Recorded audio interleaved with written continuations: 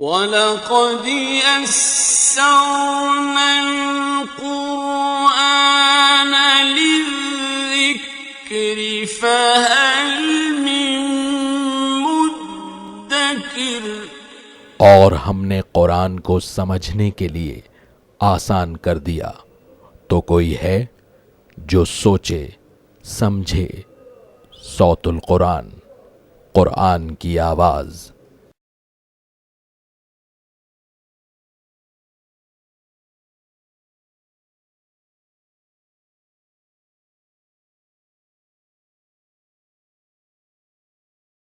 نحمده ونصلي على رسوله الكريم اما بعد فاعوذ بالله من الشيطان الرجيم بسم الله الرحمن الرحيم انا انزلنا التوراة فيها هدى ونور يحكم بها النبيون الذين اسلموا للذين هادوا والربانيون والاحبار بما استحفظوا من كتاب الله وكانوا عليه شهداء فلا تخشوا الناس واخشوني ولا تشتروا بآياتي ثمنا قليلا ومن لم يحكم بما أنزل الله فأولئك هم الكافرون۔ صدق اللہ العظیم۔ سورۃ المائدہ آیت نمبر 44 سے ہم اپنا مطالعہ شروع کر رہے ہیں۔ اب یہ 7واں رکوع ہے اس سورہ مبارکہ کا۔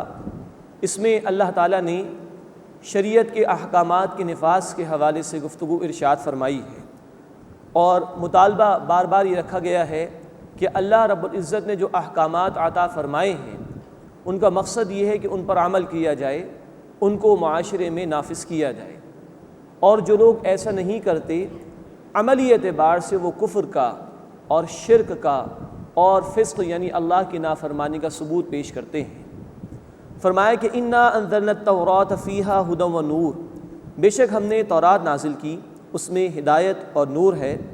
یحکم بہا النبیون الذین اسلموا، اس کے ذریعے سے ہمارے انبیاء حکم دیتے تھے جنہوں نے فرما برداری کی روش اختیار کی تھی، یعنی کہ اللہ کے انبیاء جو دعوت لوگوں کے سامنے پیش کرتے تھے وہ دعوت حق تھی اور سراپا لوگوں کے لیے ہدایت کا باعث تھی۔ فرمایا کہ یحکم بہا النبیون الذین اسلموا، اس کے ذریعے سے انبیاء حکم دیتے تھے جو فرما بردار تھے، للذین ہادو، ان لوگوں کو جو یہودی ہوئے، وربانیون والاحبار، اور اللہ والے بھی اور علماء بھی، یعنی انبیاء کے بعد اور انبیاء کی پیروی کرتے ہوئے اللہ والوں کی ذمہ داری تھی، علماء کی ذمہ داری تھی کہ لوگوں کو حق بات کا حکم دیں۔ بما استحفظوا من کتاب اللہ، اس لیے کہ وہ اللہ کی کتاب کے نگہبان مقرر کیے گئے تھے۔ اب یہ نوٹ فرمائیے کہ بنی اسرائیل کے حوالے سے گفتگو ہو رہی ہے۔ اللہ کے انبیاء نے بھی لوگوں کو حق پہنچایا، اور اللہ والوں اور علماء کی بھی ذمہ داری تھی کہ وہ کتاب کے احکامات لوگوں تک پہنچائیں۔ مزید بات یہاں پر بیان کی جا رہی ہے کہ اس وقت تک کتابوں کی حفاظت کی ذمہ داری علماء کے ذمہ لگائی گئی تھی، لیکن بعد میں ان میں برے لوگ پیدا ہوئے، دنیا پرست علماء پیدا ہوئے جنہوں نے اللہ کی کتاب میں تحریف کی، جبکہ قرآن حکیم کا معاملہ یہ ہے کہ اس کی حفاظت کا ذمہ اللہ تعالیٰ نے لیا ہے۔ سورۃ الحجر آیت نمبر 9 میں اللہ تعالیٰ نے فرمایا انا نحن نزلنا الذکر وانا لہ لحافظون، بے شک ہم نے اس الذکر یعنی قرآن کو نازل کیا ہے اور ہم ہی اس کی حفاظت کرنے والے ہیں۔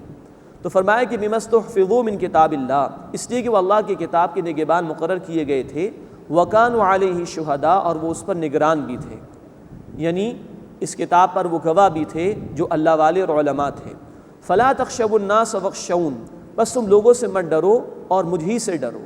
مراد یہ کہ اللہ رب العزت کے احکامات پر عمل درآمد کے حوالے سے لوگوں کا کوئی خوف نہیں ہونا چاہیے، اسی کی ذمہ داری بندے کی یہ کہ وہ اللہ کے حضور میں جواب دہ ہے، تو اللہ کا خوف ہونا چاہیے اللہ کے احکامات کے حوالے سے، اور لوگوں کا خوف نہیں ہونا چاہیے۔ ولا تشتروا بآیاتی ثمنا قلیلا، اور میری آیات کے بدلے تھوڑی قیمت حاصل نہ کرو۔ مراد یہ کہ میرے احکامات کو چھوڑ کر، میرے احکامات کی خلاف ورزی کر کے اگر تھوڑی بہت دنیا جمع کر بھی لی تو اس کی کوئی حیثیت نہیں ہے۔ اب بڑے سخت الفاظ اللہ کی طرف سے آ رہے ہیں۔ فرمایا کہ وَمَن لَّمْ يَحْكُم بِمَا أَنزَلَ اللَّهُ، اور جو اس کے مطابق فیصلے نہیں کرتے جو اللہ نے نازل فرمایا ہے، فَأُولَٰئِكَ هُمُ الْكَافِرُونَ، بس یہی وہ لوگ ہیں جو کافر ہیں، یعنی دعویٰ جو لوگ کرتے ہیں اللہ کی کتاب کو ماننے کا اور اس پر عمل نہیں کرتے، اس کے احکامات کو نافذ نہیں کرتے، تو حقیقت کے اعتبار سے، عملی اعتبار سے وہ کفر کا ثبوت پیش کرتے ہیں۔ یہ ذکر بنی اسرائیل کے حوالے سے بھی ہے، لیکن نوٹ فرمائیے کہ آج اللہ کی کتاب ہمارے پاس ہے، ہم قرآن حکیم کو ماننے کا دعویٰ کرتے ہیں، ہم مانتے ہیں کہ اب یہ آخری ہدایت نامہ ہے انسانیت کے لیے، ہم یہ مانتے ہیں کہ اسی کے ذریعے سے ہدایت ملے گی اور اسی پر عمل کریں گے تو کامیابی ملے گی۔ لیکن اللہ کے یہ الفاظ مفسرین نے فرمائے کہ عام ہیں، جن کو بھی اللہ نے کتاب عطا فرمائی اور وہ اس کے احکامات کے مطابق فیصلے نہیں کرتے، فَأُولَٰئِكَ هُمُ الْكَافِرُونَ، تو فرمایا کہ یہی لوگ کافر ہیں۔ فرمایا وَكَتَبْنَا عَلَيْهِمْ فِيهَا، اور ہم نے اس میں یعنی کتاب میں ان کے لیے طے کر دیا تھا، أَنَّ النَّفْسَ بِالنَّفْسِ، کہ جان کے بدلے جان، وَالْعَيْنَ بِالْعَيْنِ، اور آنکھ کے بدلے آنکھ، وَالْأَنْفَ بِالْأَنْفِ، اور ناک کے بدلے ناک، وَالْأُذُنَ بِالْأُذُنِ، اور کان کے بدلے کان، وَالسِّنَّ بِالسِّنِّ، اور دانت کے بدلے دانت، وَالْجُرُوحَ قِصَاص، اور زخموں کا بھی بدلہ لیا جائے گا۔ یہ قصاص کا حکم ہے کہ اگر کسی نے کسی کو قتل کیا تو اسے قتل کیا جائے گا، اور اگر کسی کو کوئی زخم پہنچایا ہے، اس کے کسی عضو کو، کسی آرگن کو تکلیف پہنچائی ہے تو وہ بدلہ دلایا جائے گا۔ یہ قصاص کا حکم نبی کریم صلی اللہ علیہ وسلم کی شریعت میں بھی ہے، اور یہی قصاص کا بدلے کا حکم اہل کتاب کو بھی دیا گیا تھا، تورات میں بھی حکم نازل کیا گیا تھا۔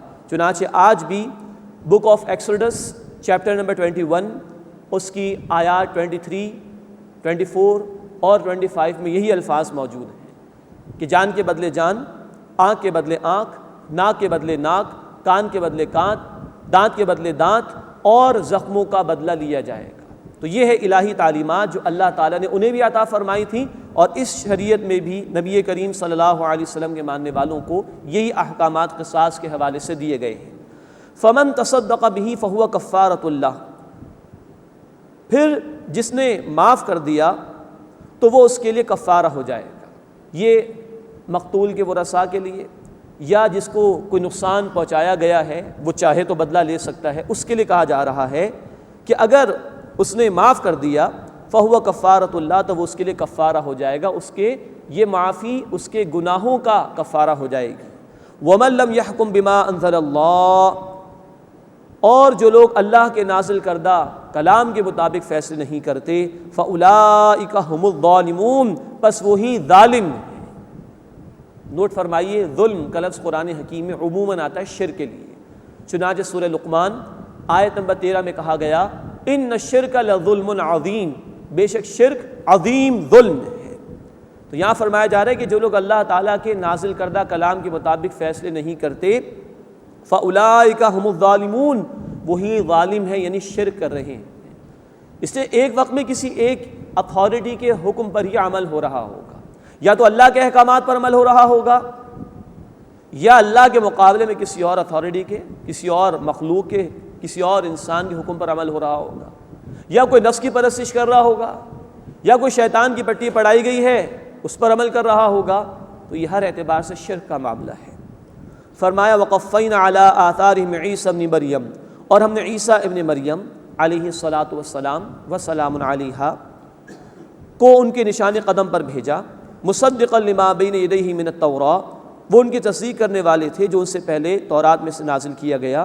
مراد ہے کہ عیسیٰ علیہ الصلاۃ والسلام تشریف لائے، بنی اسرائیل کے آخری رسول کی حیثیت سے، کئی رسولوں کے بعد آئے لیکن وہ بھی تورات کی تصدیق کرتے تھے۔ وَآتَيْنَاهُ الْإِنْجِيلَ، اور ہم نے انہیں انجیل عطا کی، فِيهِ هُدًى وَنُورٌ، اس میں ہدایت اور نور ہے، وَمُصَدِّقًا لِمَا بَيْنَ يَدَيْهِ مِنَ التَّوْرَاۃ، اور اس کی تصدیق کرنے والی جو اس سے پہلے تورات میں سے تھا، وَهُدًى وَمَوْعِظَةً لِّلْمُتَّقِينَ، اور وہ ہدایت ہے اور نصیحت ہے تقوی اختیار کرنے والوں کے لیے۔ اللہ نے اپنے رسولوں پر جو بھی کلام نازل فرمایا وہ سراسر لوگوں کی ہدایت کے لیے تھا، ان کی بھلائی کے لیے تھا۔ یہ تو بعد کے دور میں ہوا کہ لوگوں نے کتابوں میں تبدیلی کر دی، لیکن اللہ نے اپنے رسولوں کو ان کے وقت میں جو کچھ عطا فرمایا وہ سراپا برحق تھا، ہدایت تھا اور نصیحت تھا تمام لوگوں کے لیے۔ وَلْيَحْكُمْ أَهْلُ الْإِنْجِيلِ بِمَا أَنزَلَ اللَّهُ فِيهِ، اور چاہیے کہ انجیل والے فیصلہ کرے اس کے مطابق جو اللہ نے نازل فرمایا۔ جو کچھ بھی اللہ کا کلام ہے اس میں جو بھی احکامات ہیں اس کے اوپر ان کو عمل کرنا چاہیے۔ یہاں بھی نوٹ فرمائیے کہ بنی اسرائیل کے لیے جو احکامات تھے وہ تورات میں تھے، اسی میں 10 مشہور احکامات ہیں، 10 کمانڈمنٹس آف تورا، تو احکامات تورات میں تھے۔ انجیل میں واعظ و نصیحت ہے، انجیل میں اللہ رب العزت کی طرف سے بیان کردہ پر حکمت باتیں ہیں، انجیل میں عیسیٰ علیہ السلام کے مواعظ کا، ایڈریسز کا ذکر بھی ہے، لیکن نوٹ فرمائیے کہ احکامات تورات میں تھے۔ اب یہ جو کہا جا رہا ہے کہ وَلْيَحْكُمْ أَهْلُ الْإِنْجِيلِ بِمَا أَنزَلَ اللَّهُ فِيهِ، اور چاہیے کہ انجیل والے فیصلہ کریں اس کے مطابق جو کچھ کہ اللہ نے نازل فرمایا اس میں سے۔ تو جو کچھ اللہ نے نازل فرمایا اس سے مراد تورات ہی ہے۔ اور نوٹ فرمائیے کہ جو بھی عیسائی اس وقت بھی موجود ہیں وہ اولڈ ٹیسٹمنٹ کو بھی مانتے ہیں، اور اولڈ ٹیسٹمنٹ میں تورات کی جو بھی کتابیں اس وقت موجود ہیں اس میں اللہ کے احکامات موجود ہیں، تو یہ ان کو بھی مانتے ہیں جو کچھ کے تورات میں تھا۔ اس لیے کہا جا رہا ہے کہ انجیل والوں کو بھی چاہیے کہ اس کے مطابق فیصلہ کریں جو کچھ اللہ نے نازل فرمایا ہے۔ وَمَن لَّمْ يَحْكُم بِمَا أَنزَلَ اللَّهُ، اور جو لوگ اس کے مطابق فیصلہ نہیں کرتے جو اللہ نے نازل فرمایا، فَأُولَٰئِكَ هُمُ الْفَاسِقُونَ، تو یہی لوگ فاسق ہیں، یعنی اللہ تعالیٰ کی نافرمانی کرنے والے ہیں۔ یہ 3 آیات پر غور فرمائیے۔ آیت نمبر 44، جو لوگ اللہ کے نازل کردہ کلام کے مطابق فیصلے نہیں کرتے وہی کافر ہیں۔ آیت نمبر 45، جو اللہ تعالیٰ کے نازل کردہ کلام کے مطابق فیصلے نہیں کرتے وہی ظالم یعنی مشرک۔ آیت نمبر 47، وہ لوگ کہ جو اللہ تعالیٰ کے نازل کردہ احکامات کے مطابق فیصلہ نہیں کرتے وہی فاسق یعنی نافرمان ہیں۔ یہ ہیں اللہ رب العزت کے فیصلے ان لوگوں کے حوالے سے جن کو اللہ کتاب عطا فرمائے اور وہ اس کے تقاضوں پر عمل نہ کرے۔ اس کے 2 پہلو ہیں۔ اللہ نے ہمیں ہمارے اپنے جسم پر اختیار دیا ہے، ہماری انفرادی زندگی میں ہم اپنی مرضی سے جو چاہیں کر سکتے ہیں، وہاں ہمیں فوراً عمل درآمد کرنے کی کوشش کرنی چاہیے جو کچھ بھی اللہ تعالیٰ نے نازل فرمایا ہے۔ اور کچھ احکامات ہوئے ہیں جو ہماری اجتماعی زندگی کلیکٹیو لائف سے متعلق ہیں۔ اللہ فرماتے ہیں کہ سود کے نظام کو ختم کرو، اللہ فرماتے ہیں کہ چور کے ہاتھ کاٹے جائیں گے، اللہ فرماتے ہیں کہ باغیوں کو سزائیں دی جائیں گی، لیکن ایک انسان اکیلے ان پر عمل نہیں کر سکتا۔ تو جہاں تک ہماری انفرادی زندگی کا معاملہ ہے، ہمیں اللہ نے اختیار دیا ہے، ہم چاہیں تو عمل کر سکتے ہیں۔ جو بھی نماز ترک کرتا ہے اپنی مرضی سے کرتا ہے، کسی نے اس کو نماز ترک کرنے پر مجبور نہیں کیا۔ جو شخص بھی جھوٹ بول رہا ہے اپنی مرضی سے بول رہا ہے، اسے کسی نے پابند نہیں کیا۔ تو اس اعتبار سے بھی ان آیات کو ہمیں پیش نظر رکھنا چاہیے۔ تو انفرادی سطح پر فوراً عمل کرنا چاہیے، اور اجتماعی نظام کے اندر کوشش کرنی چاہیے اللہ رب العزت کے احکامات کے نفاذ کی، تاکہ ان اعلانات سے ہم بچ سکیں۔ یہ جو ڈراوے وارننگز اللہ نے بیان فرمائی اس سے ہم بچ سکیں۔ اللہ نے ہمیں بھی یہ خطہ زمین پاکستان عطا فرمایا تھا، ہم نے اللہ کا نام لے کر مانگا تھا، اللہ وہ خطہ زمین عطا فرما کہ جہاں تیرے دین کے احکامات پر عمل کر سکے، لیکن آج وہ دین کہیں نظر نہیں آتا۔ جیسا کہ اللہ کے رسول صلی اللہ علیہ وسلم نے فرمایا، بیہقی شریف میں الفاظ ہیں، وقت آئے گا کہ اسلام میں سے اس کے نام کے سوا کچھ نہیں بچے گا، اور قرآن میں سے اس کے الفاظ کے سوا کچھ نہیں بچے گا۔ آج کہاں ہے اسلام؟ اللہ کی تعلیمات قرآن کے اندر لکھی ہوئی کتابوں میں موجود ہے، معاشرے میں دکھائی نہیں دیتی۔ آج کہاں ہے قرآن؟ کتاب میں لکھا ہوا موجود ہے، اس پر عمل دکھائی نہیں دیتا۔ اگر ایسا ہے تو پھر اللہ تعالیٰ فرما رہے کہ جو اللہ کے نازل کردہ کلام کے مطابق فیصلے نہیں کرتے وہی کافر ہیں، وہی ظالم ہیں، وہی فاسق یعنی نافرمان ہیں۔ اللہ ہمیں ان ڈراووں سے، ان وارننگ سے بچنے کی توفیق عطا فرمائے، ہمیں اپنی انفرادی زندگی میں بھی اپنے احکامات پر عمل کرنے کی توفیق عطا فرمائے، اور اجتماعی نظام کو بدلنے کی توفیق عطا فرمائے، تاکہ پوری کی پوری زندگی میں اللہ رب العزت کے احکامات پر ہم عمل کر سکیں۔ وَأَنزَلْنَا إِلَيْكَ الْكِتَابَ بِالْحَقِّ، اور اے نبی صلی اللہ علیہ وسلم، ہم نے آپ کی طرف کتاب نازل کی حق کے ساتھ، مصدقا لما بین یدیہ من الکتاب، وہ اپنے سے پہلے کتابوں کی تصدیق کرنے والی ہے۔ یہ قرآن پچھلی کتابوں کی تصدیق کرتا ہے۔ لوگوں نے جو تحریفیں کر دی پچھلی کتابوں میں، یہ قرآن ان تحریفوں کو دور کرتا ہے اور حق لوگوں کے سامنے بیان کرتا ہے۔ وَمُہَیْمِنًا عَلَیْہِ، اور ان کتابوں پر یہ نگہبان بھی ہے، جو کچھ اس میں سے چیزیں چھپا دی گئیں، حق کے ساتھ باطل ملا دیا گیا، قرآن صاف صاف کر کے اب کھول کر بیان کرتا ہے۔ فَاحْكُم بَیْنَہُم بِمَا أَنزَلَ اللَّهُ، بس اے نبی صلی اللہ علیہ وسلم ان کے درمیان فیصلہ فرمائیے اس کے مطابق جو اللہ نے نازل فرمایا۔ وَلَا تَتَّبِعْ أَهْوَاءَهُمْ، اور ان کی خواہشات کی پیروی نہ کیجیے، عَمَّا جَاءَكَ مِنَ الْحَقِّ، اس کے مقابلے میں جو حق میں سے آپ کے پاس آ چکا ہے۔ تو اللہ نے جو حق عطا فرمایا اسی کے مطابق فیصلہ کیجیے اور ان کی خواہشات کو اہمیت نہ دیجیے۔ لِكُلٍّ جَعَلْنَا مِنْكُمْ شِرْعَةً وَمِنْهَاجًا، تم میں سے ہر ایک کے لیے ہم نے شریعت اور راستہ مقرر کیا ہے۔ نوٹ فرمائیے کہ دین تو اول دور سے ایک ہی رہا۔ سورہ آل عمران آیت نمبر 19 میں الفاظ ہیں ان الدین عند اللہ الاسلام، دین اللہ کے نزدیک فقط اسلام۔ آدم علیہ السلام سے لے کر نبی کریم صلی اللہ علیہ وسلم تک تمام رسولوں نے ایک ہی دعوت دی، ایک اللہ کو مانو، رسول کی دعوت کو قبول کرو۔ یہ دنیا عارضی زندگی ہے، موت آنی ہے، لوٹ کر اللہ کی طرف جانا ہے، وہاں یا تو جنت کا نتیجہ ہے یا جہنم کا نتیجہ ہے۔ یہ بنیادی تعلیمات تمام رسولوں کی ایک ہی رہی۔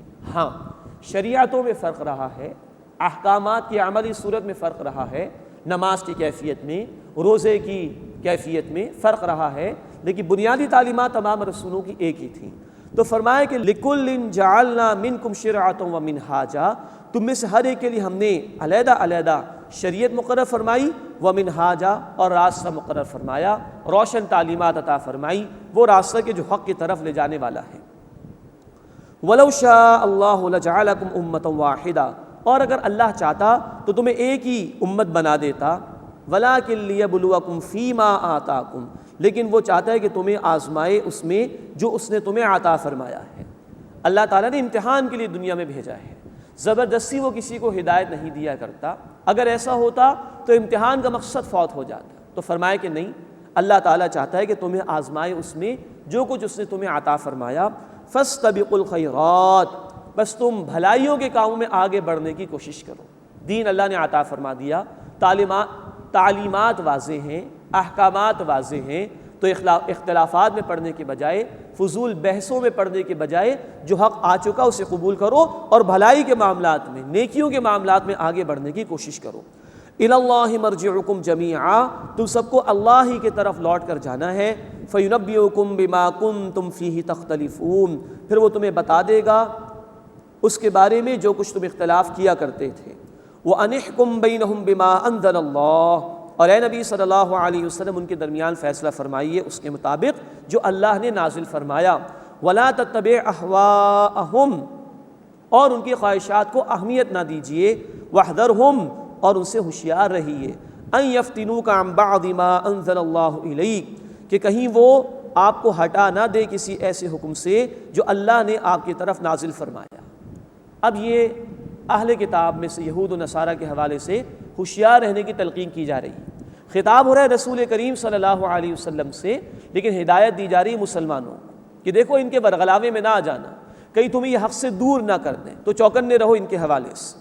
فَإِن تَوَلَّوْا، پھر اگر وہ منہ پھیر لیں، فَعْلَمْ، تو اے نبی صلی اللہ علیہ وسلم جان لیجئے، أَنَّمَا يُرِيدُ اللَّهُ أَن يُصِيبَهُم بِبَعْضِ ذُنُوبِهِمْ، کہ اللہ تو صرف یہی چاہتا ہے کہ انہیں سزا پہنچائے ان کے بعض گناہوں کی وجہ سے۔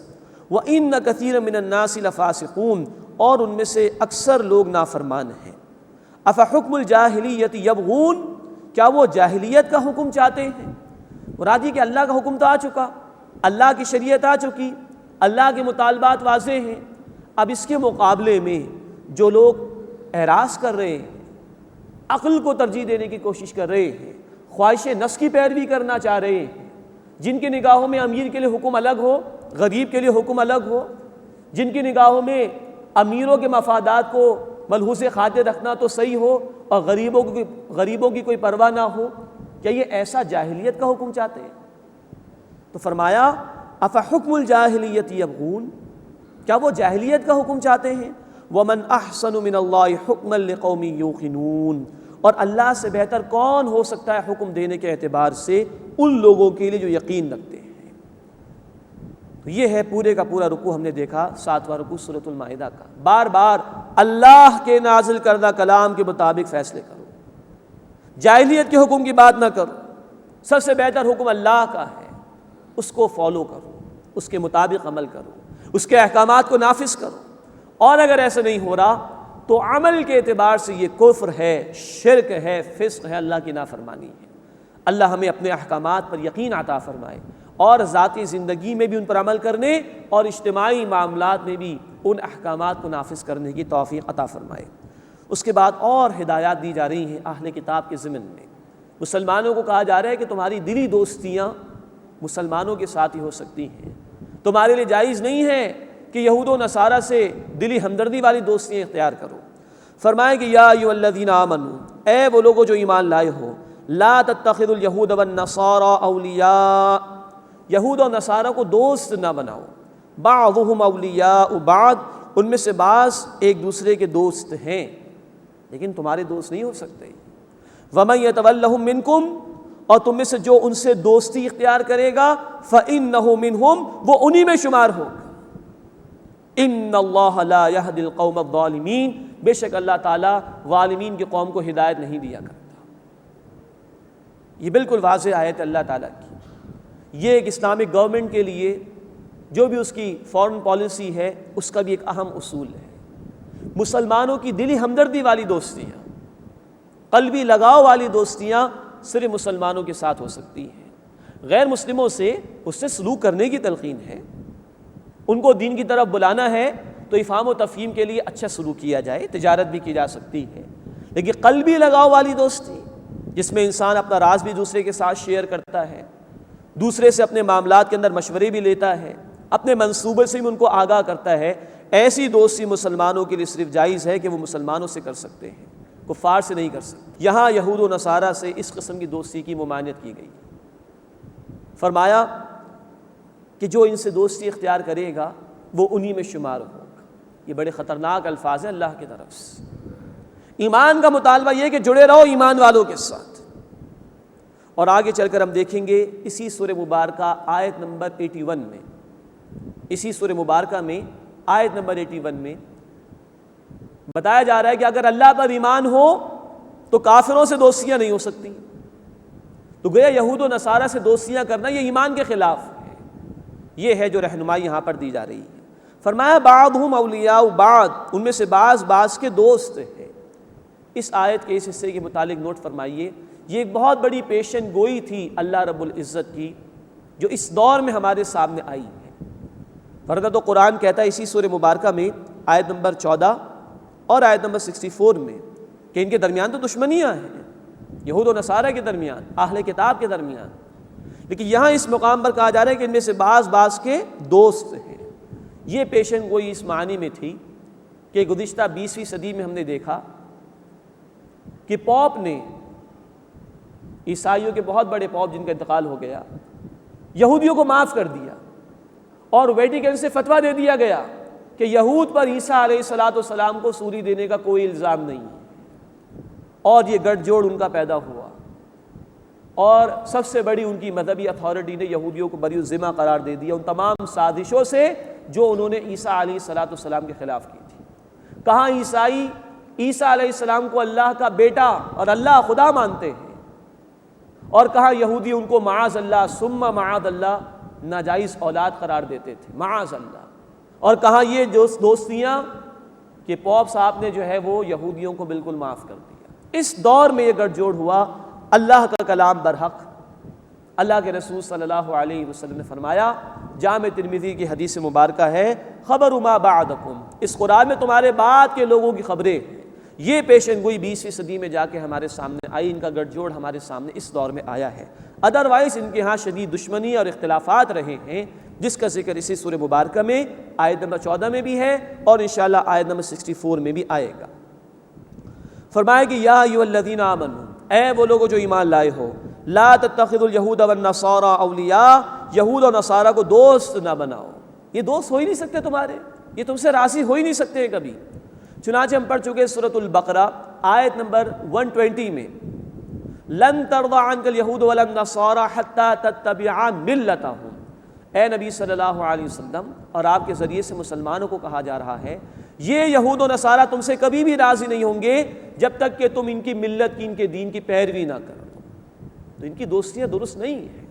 بعضهم اولیاء بعض، ان میں سے بعض کے دوست ہیں، ومن یتولہم منکم، اور تم میں سے جو کوئی ان کی دوستی اختیار کرے گا، فانہ منہم، بے شک وہ انہی میں سے ہوگا، ان اللہ لا یہدی القوم الظالمین، بے شک اللہ تعالیٰ ظالموں کی قوم کو ہدایت نہیں دیا کرتا۔ اس کے بعد یہ بات بیان کی جا رہی ہے کہ اس دور میں منافق تھے جو مسلمانوں کو چھوڑ کر یہود و نصارہ سے دوستیاں اختیار کرتے تھے تاکہ اپنے مفادات کو محفوظ رکھ سکیں۔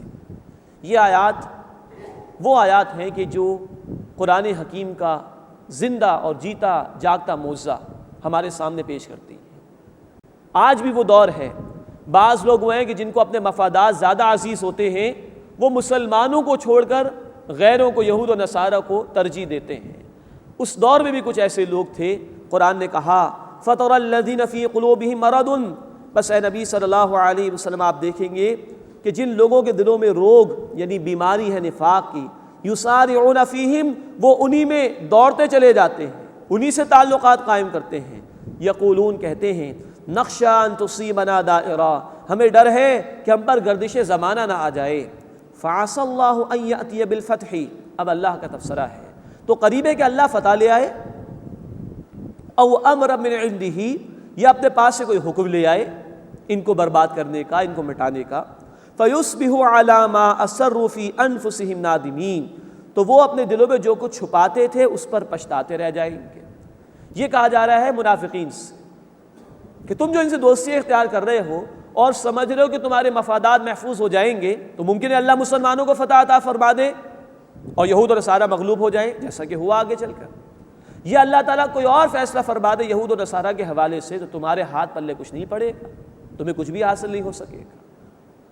گویا تلقین یہ کی جا رہی ہے کہ ایمان والوں کی توقعات اللہ سے وابستہ ہوتی ہیں، وہ اپنے دنیا کے مفادات کو بچانے کے لیے اپنے ایمان کا سودا نہیں کرتے ہیں، اپنا ایمان بیچتے نہیں ہیں۔ آج مسلمانوں کی عظیم اکثریت کا حال یہ ہے کہ انہیں مغربی تہذیب زیادہ پسند ہو گئی ہے۔ یہود و نصارہ کی کوششیں جو وہ کر رہے ہیں مسلمانوں کو ان کے دین سے دور کرنے کے لیے، آج وہ بظاہر احوال کامیاب ہوتی ہوئی دکھائی دے رہی ہیں۔ وضع میں تم ہو نصارہ تو تمدن میں ہنود، یہ ہیں وہ مسلمان جنہیں دیکھ کر شرمائے یہود۔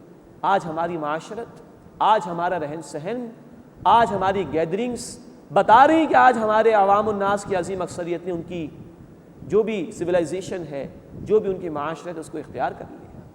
اور مسلمانوں کے حکمرانوں کی سطح پر جا کر دیکھیں تو وہ اسی میں عافیت سمجھ رہے ہیں آج کہ یہودیوں یا نصرانیوں ان کی آشیرواد ہمیں حاصل ہو جائے تاکہ ہماری کرسی، ہمارے مفادات محفوظ ہو جائے۔ اللہ ہمیں سمجھ عطا فرمائے اور اپنی ان آیات پر یقین عطا فرمائے کہ فیصلہ کن اختیار اللہ کا ہے، وہ چاہے تو تمام یہود و نصاروں کو مغلوب کر دے۔ تو اہل ایمان کو ڈرنا چاہیے اس روش سے کہ کہیں وہ اللہ کو چھوڑ کر اور ایمان لانے والوں کو چھوڑ کر یہود و نصارہ کی طرف نہ چلے جائیں۔ اگر ایسا ہو گیا بہت بڑا خسارہ ہوگا جس میں وہ مبتلا ہو جائیں گے۔ وَيَقُولُ الَّذِينَ آمَنُوا، اور ایمان لانے والے کہتے ہیں أَهَٰؤُلَاءِ الَّذِينَ أَقْسَمُوا بِاللَّهِ جَهْدَ أَيْمَانِهِمْ، کیا یہی وہ لوگ ہیں جو اللہ کی پکی قسمیں کھاتے تھے؟ إِنَّهُمْ لَمَعَكُمْ، کہ وہ تمہارے ساتھ ہیں، حَبِطَتْ أَعْمَالُهُمْ، ان کے اعمال اکارہ چلے گئے، ان منافقین کی ساری محنت ناکام ہو گئی۔ فَأَصْبَحُوا خَاسِرِينَ، بس وہ نقصان اٹھانے والوں میں ہو کر رہ گئے۔ اس کے بعد اللہ تعالیٰ اس بات کا بیان فرما رہے ہیں کہ جس شخص نے دین قبول کر لیا اور اس کے بعد وہ پیچھے ہٹنا شروع ہو، دین کا سرے سے ہی انکار کر دے، دین کی کسی بنیادی بات کا انکار کر دے یا دین کی محنت سے انکار کر دے، یہ پیچھے ہٹ جانا یہ ارتداد ہے اور یہ اللہ کو ناپسند ہے انتہائی۔ فرمایا کہ یا ایھا الذین آمنوا، اے وہ لوگوں جو ایمان لائے ہو، من یرتد منکم عن دینہ، تم میں سے جو کوئی اپنے دین سے پھر جائے گا، قبول کر کے انکار کر دے گا بالفرض، یا دین کی کسی بنیادی بات کا انکار کر دے گا، یہ عقیدے کے اعتبار سے ارتداد ہے کہ انسان دور ہٹ گیا۔ جیسے کہ نبی صلی اللہ علیہ وسلم کی دنیا سے تشریف لے جانے کے بعد ایک وقت آیا، جھوٹے نبوت کے دعوے دار کھڑے ہوئے، پھر ابوبکر صدیق رضی اللہ تعالی عنہ نے ان کا مقابلہ کیا، ان کے خلاف قتال کیا۔ یا ایک صورت یہ ہو سکتی ہے کہ انسان کے سامنے دین کے تقاضے آئیں اور وہ عملی اعتبار سے پیچھے ہٹنا شروع ہو جائے، عملی اعتبار سے ارتداد اختیار کرنا شروع کر دے۔ اللہ ہماری اس سے حفاظت فرمائے، اپنے دین پر پورا یقین عطا فرمائے اور اس کے آنے والے تقاضوں پر عمل کرنے کی توفیق عطا فرمائے۔ فرمائے کہ یا ایھا الذین آمنوا، اے وہ لوگوں جو ایمان لائے ہو، من یرتد منکم عن دینہ، تم میں سے جو کوئی اپنے دین سے پھر جائے گا، فسوف یأتی اللہ بقوم، تو پھر اللہ ان قریب ایسی قوم کو لے آئے گا، یحبہم ویحبونہ، اللہ ان سے محبت فرمائے گا اور وہ اللہ سے محبت کریں گے، اذلۃ علی المؤمنین عزۃ علی الکافرین، وہ اہل ایمان پر بڑے نرم ہوں گے اور کفار پر بڑے سخت ہوں گے، یجاہدون فی سبیل اللہ، وہ جہاد کریں گے اللہ کے راستے میں، اس کے دین کے لیے محنت کریں گے، ولا یخافون لومۃ لائم، اور کسی ملامت کرنے والے کی ملامت سے نہیں ڈریں گے، ذالک فضل اللہ یؤتیہ من یشاء، یہ اللہ کا فضل ہے، جس کو چاہتا ہے وہ عطا فرماتا ہے، واللہ واسع علیم، اور اللہ وسعت والا ہے، علم رکھنے والا ہے۔ یہاں بیان کیا جا رہا ہے کہ اللہ کسی کا محتاج نہیں ہے، معاذ اللہ۔ اگر تم اللہ کے دین کے لیے محنت نہیں کرو گے، اس پر عمل نہیں کرو گے، اسے چھوڑ دو گے، اللہ تمہاری جگہ کسی اور کو لے آئے گا۔ یہی ذکر ہے جو اللہ تعالیٰ نے فرمایا سورہ محمد صلی اللہ علیہ وسلم آیت نمبر 38 میں، وَإِن تَتَوَلَّوْا يَسْتَبْدِلْ قَوْمًا غَيْرَكُمْ ثُمَّ لَا يَكُونُوا أَمْثَالَكُمْ، اگر اے لوگوں تم روگردانی کرو گے، اللہ کے دین کو چھوڑ دو گے، اس کے لیے محنت نہیں کرو گے، اللہ تمہاری جگہ کسی اور قوم کو لے آئے گا، وہ تمہاری طرح نہیں۔ یہاں بھی کہا جا رہا ہے اگر تم نے دین کو فراموش کر دیا، تم نے دین کے تقاضوں پر عمل نہیں کیا، اگر تم نے دین کے لیے محنت نہیں کی، تو اللہ کو تمہاری کوئی ضرورت نہیں، اللہ تمہاری جگہ کسی اور قوم کو لے آئے گا۔ اب ان کی صفات کا بیان آیا ہے۔ نمبر 1، اللہ سے معاملہ یہ ہوگا کہ وہ اللہ سے محبت کریں گے، اللہ ان سے محبت کرے گا۔ نمبر 2، بندوں سے معاملہ یہ ہوگا کہ اہل ایمان پر بڑے نرم دل ہوں گے اور کفار پر سخت ہوں گے، اس لیے کہ یہ کافر ہیں جو اللہ کے دین کے راستے میں رکاوٹ بنتے ہیں، جس کی وجہ سے ظلم معاشرے کے اندر پیدا ہوتا ہے۔ تو اہل ایمان پر نرم اور کفار پر شدید ہوں گے۔ یہی بات آئی ہے سورہ الفتح آیت نمبر 29 میں، اشداء علی الکفار رحماء بینہم، یہ اہل ایمان کا وصف ہے کہ وہ کافروں پر بڑے شدید ہوں گے اور اہل ایمان کے حق میں بڑے نرم ہوں گے۔ تیسری بات، دین کے حوالے سے ان کا رویہ یہ ہوگا کہ اللہ کے راستے میں جہاد کریں گے، محنت کریں گے اللہ کے راستے میں، اس کے دین پر عمل کرنے کے لیے، اس کے دین کو پھیلانے کے لیے اور اس کے دین کو قائم اور نافذ کرنے کے لیے۔ اور نمبر 4، ان کا رویہ یہ ہوگا کہ اس بارے میں کسی ملامت کرنے والے کی ملامت کا کوئی خوف نہیں رکھیں گے، جو حق ہوگا بیان کریں گے، جو حق ہوگا اس پر عمل کریں گے اور اس پر ڈٹ جائیں گے۔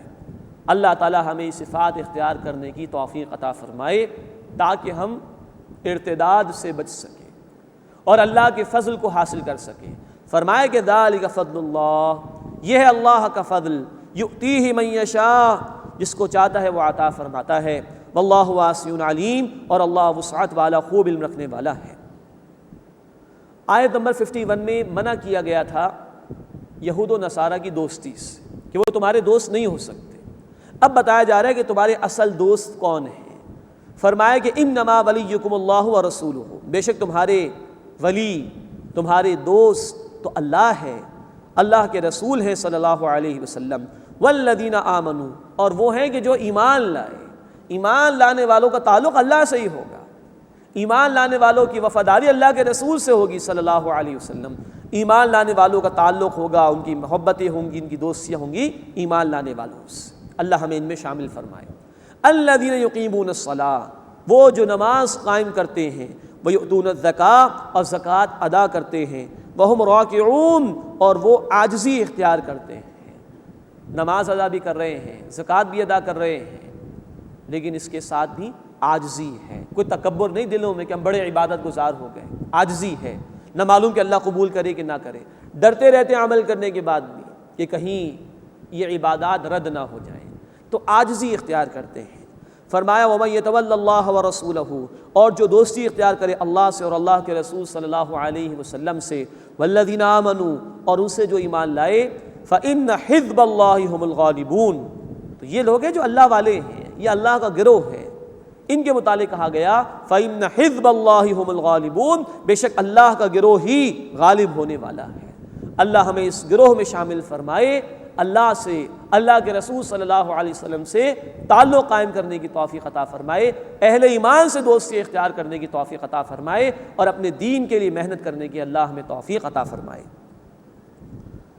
یا ایھا الذین آمنوا، اے وہ لوگوں جو ایمان لائے ہو، لا تتخذوا الذین اتخذوا دینکم ہزوا ولعبا، جن لوگوں نے تمہارے دین کو مذاق و کھیل بنا لیا ہے ان سے دوستیاں اختیار نہ کرو، من الذین اوتوا الکتاب من قبلکم والکفار اولیاء، وہ لوگ کہ تم سے پہلے جنہیں کتاب دی گئی کفار میں سے، واتقوا اللہ، اور اللہ کا تقوی اختیار کرو، ان کنتم مؤمنین، اگر تم ایمان لانے والے ہو۔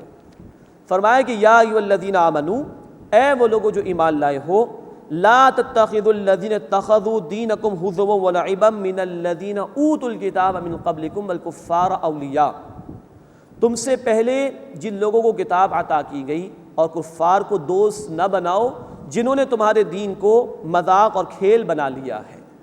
واتقوا اللہ، اور اللہ کا تقوی اختیار کرو، اللہ کی نافرمانی سے بچو، ان کنتم مؤمنین، اگر تم ایمان لانے والے ہو۔ وَإِذَا نَادَيْتُمْ إِلَى الصَّلَاةِ، اور جب تم اے مسلمانوں نماز کے لیے پکارتے ہو، اتخذوها ہزوا ولعبا، تو وہ اسے ایک مذاق و کھیل ٹھہراتے ہیں۔ مفسرین نے کچھ واقعات اس آیت کے ذیل میں نقل کیے ہیں کہ یہود و نصارہ میں سے کئی لوگوں نے بارہا نماز کے موقع پر جب اذان دی جاتی ہے تو اس کا مذاق اڑایا۔ فرمایا کہ ذالک بانہم قوم لا یعقلون، یہ اس لیے کہ یہ وہ لوگ ہیں جو عقل نہیں رکھتے، یہ اللہ کے دین کا مذاق اڑانے والے ہیں۔ قل، اے نبی صلی اللہ علیہ وسلم فرما دیجئے، یا اہل الکتاب، اے اہل کتاب، هل تنقمون منا، کیا تم ہم سے یہی دشمنی رکھتے ہو، الا ان آمنا باللہ، کہ ہم ایمان لائے ہیں اللہ پر، وما انزل علینا، اور اس پر جو ہماری طرف نازل کیا گیا، وما انزل من قبل، اور جو اس سے قبل نازل کیا گیا، وان اکثرکم فاسقون، اور یہ کہ تم میں سے اکثر نافرمان ہیں۔ تم ہم سے دشمنی اختیار کرتے ہو صرف اس بنیاد پر کہ ہم تمام کتابوں کو مانتے ہیں، ہر وحی پر ہمارا ایمان ہے، اور تمہاری دشمنی محض اس بنیاد پر ہے کہ تم ہماری کتاب کو نہیں مانتے۔ تو خود سوچو، زیادہ روادار ہم ہیں کہ تم ہو، زیادہ براڈ مائنڈڈ ہم ہیں کہ تم ہو؟ ہم اللہ کی تمام کتابوں کو مانتے ہیں، اللہ کے تمام رسولوں کو مانتے ہیں، اور تم حسد کی وجہ سے انکار کر رہے ہو رسول اللہ صلی اللہ علیہ وسلم کا۔ ذرا غور کرو۔ قل، اے نبی صلی اللہ علیہ وسلم فرما دیجئے، هل انبئکم بشر من ذلک مثوبۃ عند اللہ، کیا میں تمہیں بتاؤں وہ بات جو بدلے کے اعتبار سے اس سے بھی زیادہ بری ہے اللہ کے ہاں؟ من لعنہ اللہ، جس پر اللہ تعالیٰ نے لعنت فرمائی۔ اب یہ یہود کا ذکر آ رہا ہے۔ وغضب علیہ، اور اس پر اللہ نے غضب فرمایا۔ وجعل منہم القردۃ والخنازیر، اور ان میں سے بنا دیے بندر اور خنزیر۔ اس کا کوئی ذکر آئے گا سورۃ الاعراف رکوع نمبر 21 میں انشاءاللہ۔ وعبد الطاغوت، اور انہوں نے طاغوت کی عبادت کی، شیطان کی عبادت کی۔ یہاں غور فرمائی کہ یہود کی طرف اشارہ ہو رہا ہے، ان پر اللہ کی طرف سے جو سزائیں آئیں ان کا بیان ہے، اور کہا گیا کہ انہوں نے طاغوت کی عبادت کی۔ طاغوت شیطان کے لیے بھی استعمال ہوتا ہے قرآن میں، اور طاغوت ہر وہ فرد، ادارہ، حکومت جو اللہ کے مقابلے میں اپنے قانون کو نافذ کرنے کی بات کر رہے ہیں۔ یہ عبادت کے وسیع مفہوم کو ظاہر کر رہی ہے یہ بات عبادت کے وسیع مفہوم کو ظاہر کر رہی ہے۔ عبادت صرف نماز روزے کا نام نہیں، بلکہ کسی کی بات کو تسلیم کر کے اس کی بات کو ماننے کا نام ہے۔ اللہ کی عبادت یہ کہ اللہ پر ایمان لایا جائے اور زندگی کے تمام امور میں اس کے احکامات پر عمل کیا جائے۔ شیطان کی عبادت یہ ہے کہ اللہ کے مقابلے میں شیطان کی پٹی پر عمل کیا جائے۔ طاغوت کی عبادت یہ کہ اللہ کے قانون کے مقابلے میں کسی اور قانون پر عمل کیا جائے جو انسان نے بنایا ہو۔ یہ ہے عبادت کا وسیع مفہوم۔ ورنہ جن لوگوں نے نماز، روزہ، زکوٰۃ کو ہی کل عبادت سمجھ لیا ہے، تو شیطان کے لیے آج تک کسی نے نماز ادا نہیں کی، شیطان کے لیے کسی نے روزہ تو نہیں رکھا۔ تو نماز، زکوٰۃ، روزہ، حج، یہ بڑی بڑی عبادات ہیں، یہ پلرز آف اسلام ہیں، موڈز آف ورشپ ہیں، لیکن کل عبادت نہیں ہے۔ کل عبادت یہ کہ زندگی کے تمام امور میں اللہ کے حکم کے سامنے بندہ اپنے آپ کو جھکا دے۔ فرمایا اولئک شر مکانہ، یہی لوگ بدترین درجے میں ہیں، وَأَضَلُّ عَنْ سَوَاءِ السَّبِيلِ، اور یہ سیدھے راستے سے سب سے زیادہ بہکے ہوئے ہیں۔ اس کے بعد ذکر آ رہا ہے منافقین میں سے ان لوگوں کا، یہ جو شعوری منافق تھے یہود میں سے، سازش کے طور پر ایمان کا اقرار کرتے تھے دن کے اول حصے میں، اور شام میں جا کے انکار کر دیا کرتے تھے، تاکہ نفسیاتی طور پر مسلمانوں پر اثر ڈالیں اور انہیں دین سے دور کرنے کی کوشش کریں۔ یہ ذکر سورہ آل عمران آیت نمبر 73 میں بھی آ چکا ہے، شعوری نفاق کا ذکر۔ فرمایا وَإِذَا جَاءُوكُمْ قَالُوا آمَنَّا وَقَدْ دَخَلُوا بِالْكُفْرِ، اور جب وہ تمہارے پاس آتے ہیں تو کہتے ہیں کہ ہم ایمان لائے، حالانکہ وہ آئے تھے تو کفر کی حالت میں، وَهُمْ قَدْ خَرَجُوا بِهِ، اور نکلے تو کفر کے ساتھ ہی، وَاللَّهُ أَعْلَمُ بِمَا يَكْتُمُونَ، اور اللہ خوب جانتا ہے جو کچھ وہ چھپاتے تھے۔ وَتَرَى كَثِيرًا مِّنْهُمْ يُسَارِعُونَ فِي الْإِثْمِ وَالْعُدْوَانِ، اور اے نبی صلی اللہ علیہ وسلم آپ دیکھیں گے ان میں سے بہت سے تیزی دکھاتے ہیں گناہ اور زیادتی کے کاموں میں، وَأَكْلِهِمُ السُّحْتَ، اور حرام کھانے میں، لَبِئْسَ مَا كَانُوا يَعْمَلُونَ، برا ہے جو کچھ کہ وہ کر رہے ہیں۔ لولا ينهاهم الربانيون والاحبار عن قولهم الاثم واكلهم السحت، کیوں نہیں روکتے ان کے درویش اور علماء انہیں غلط بات کہنے سے، انہیں گناہ کی بات کہنے سے اور ان کو حرام کھانے سے۔ یہ ہے جو علماء کا اصل فریضہ بیان کیا جا رہا ہے، اللہ کے دین پر عمل درآمد کرانے کی دعوت دینا، اور خاص طور پر لوگوں کو گناہوں سے روکنے کی کوشش کرنا، یہ اصل فریضہ ہے علماء کا۔ ویسے یہ پوری امت کی ذمہ داری، نبی کریم صلی اللہ علیہ وسلم کی امت کو اسی کام کے لیے پیدا کیا گیا۔ سورہ آل عمران آیت نمبر 110، کنتم خیر امۃ اخرجت للناس تأمرون بالمعروف وتنہون عن المنکر، مسلمانوں تم بہترین امت ہو جنہیں لوگوں کے لیے پیدا کیا گیا ہے، تم نیکی کا حکم دو گے، برائی سے منع کرو گے۔ لیکن نوٹ فرمائیے، اللہ کی کتاب کے اصل حامل، اللہ کی کتاب کو اصل سمجھنے والے علماء ہوا کرتے ہیں، اولین ذمہ داری ان کی ہے کہ وہ لوگوں کو گناہوں سے روکنے کی کوشش کریں۔ تو یہاں بھی بنی اسرائیل کے علماء کے حوالے سے کہا جا رہا ہے، لولا ينهاهم الربانيون والاحبار عن قولهم الاثم واكلهم السحت، کیوں نہیں روکتے انہیں اللہ والے درویش اور علماء گناہ کی بات کہنے سے اور حرام کھانے سے، لبئس ما كانوا يصنعون، برا ہے جو کچھ کہ وہ کر رہے ہیں۔ مسلم شریف کی روایت بھی ہے، اللہ کے رسول صلی اللہ علیہ وسلم نے فرمایا، جو کوئی بھی تم میں سے برائی کو دیکھے اپنے ہاتھ سے اس کو بدل دے، اس کی طاقت نہ ہو تو زبان سے روکنے کی، بدلنے کی کوشش کرے، اور اس کی بھی طاقت نہ ہو تو دل میں ارادہ کرے کہ اس کو بدلے گا، اور اگر دل میں برائی کے لیے برائی بھی نہیں اور اس کو بدلنے کا ارادہ بھی نہیں تو فرمایا کہ یہ ایمان کا کمزور ترین درجہ ہے۔ اور مسلم شریف کی ایک اور روایت ہے کہ ایمان اس کے بعد رائی کے دانے کے برابر بھی نہیں ہوتا۔ یہ اہمیت ہے اللہ کے دین میں برائیوں سے روکنے کی۔ اللہ ہمیں خود نیک عمل کرنے اور نیکی کو عام کرنے کی توفیق عطا فرمائے، اور ہمیں بدی سے بچنے اور دوسروں کو روکنے کی توفیق عطا فرمائے۔ اس کے بعد مزید یہود کا ذکر کیا جا رہا ہے، وقالت الیہود ید اللہ مغلولہ، اور یہود نے کہا کہ اللہ کا ہاتھ بندھا ہوا ہے، معاذ اللہ ثم معاذ اللہ۔ یہ اشارہ ہے ان کے اس قول کی طرف جو ہم پڑھ چکے ہیں سورہ آل عمران آیت نمبر 181 میں، جب انہوں نے کہا تھا کہ اللہ فقیر ہے اور ہم غنی ہیں، معاذ اللہ۔ اور یہ انہوں نے اس وقت کہا تھا جب سورۃ البقرہ آیت 245 میں الفاظ آئے تھے، کون ہے جو اللہ کو قرض حسن دے؟ تو کبھی کہنے لگے کہ اللہ فقیر ہے ہم غنی ہیں، معاذ اللہ ثم معاذ اللہ، اور کبھی کہتے کہ اللہ کے ہاتھ بن گئے ہیں۔ اس کو یہاں نقل کیا جا رہا ہے، وقالت الیہود ید اللہ مغلولہ، اور یہود نے کہا کہ اللہ کا ہاتھ بندھا ہوا ہے، غلت ایدیہم، ان کے ہاتھ باندھ دیے گئے ہیں، وَلُعِنُوا بِمَا قَالُوا، اور جو کچھ انہوں نے کہا اس سے ان پر لعنت کی گئی، بل یداہ مبسوطتان، بلکہ اللہ کے ہاتھ کشادہ ہیں۔ چنانچہ اللہ کے رسول صلی اللہ علیہ وسلم نے فرمایا، بخاری شریف کی حدیث ہے کہ اللہ دن رات خرچ کرتا ہے، جب سے آسمان و زمین کو اللہ نے پیدا فرمایا اللہ خرچ ہی کرتا رہتا ہے، لیکن اس کے خرچ کرنے سے کچھ بھی کمی واقع نہیں ہوئی۔ یہاں فرمایا کہ بل یداہ مبسوطتان، بلکہ اللہ کے ہاتھ کشادہ ہیں، ينفق کیف یشاء، وہ جس طرح چاہتا ہے خرچ کرتا ہے، وَلَيَزِيدَنَّ كَثِيرًا مِّنْهُمْ مَا أُنزِلَ إِلَيْكَ مِن رَّبِّكَ طُغْيَانًا وَكُفْرًا، اور اے نبی صلی اللہ علیہ وسلم جو آپ پر آپ کے رب کی طرف سے نازل کیا گیا ہے، اس سے ان میں سے بہت سے لوگوں کی سرکشی اور کفر میں اضافہ ہوگا، کیونکہ نیت خالص نہیں ہے، اس لیے اب جتنا حق نازل ہوگا ان کی سرکشی میں، ان کے کفر میں اور اضافہ ہو جائے گا۔ وَأَلْقَيْنَا بَيْنَهُمُ الْعَدَاوَةَ وَالْبَغْضَاءَ إِلَى يَوْمِ الْقِيَامَةِ، اور ہم نے ان کے درمیان قیامت کے دن تک کے لیے دشمنی اور بغض پیدا کر دیا۔